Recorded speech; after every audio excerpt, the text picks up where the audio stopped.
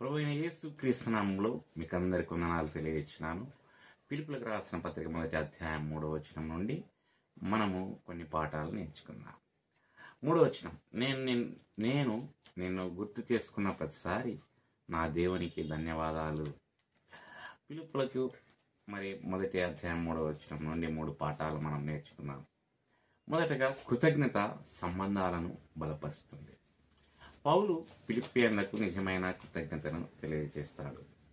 క్రీస్తు శరీరంలో బలమైన సంబంధాలను నిర్మించడానికి మరియు నిర్వహించడానికి కృతజ్ఞత కీలకమని చూపిస్తుంది. రెండవదిగా, ప్రార్థన వ్యక్తిగతంగా మరియు తరచుగా ఉండాలి.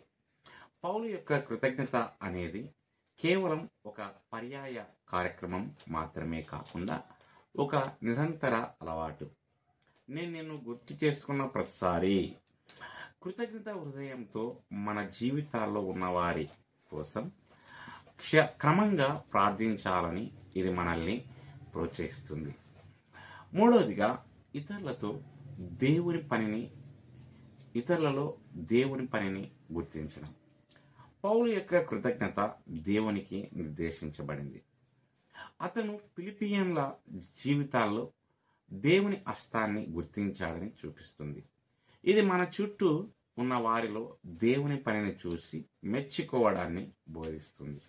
దేవుడు ఈ మాటలను దీవించి ఆశీర్వదించును గాక. ఆమేన్.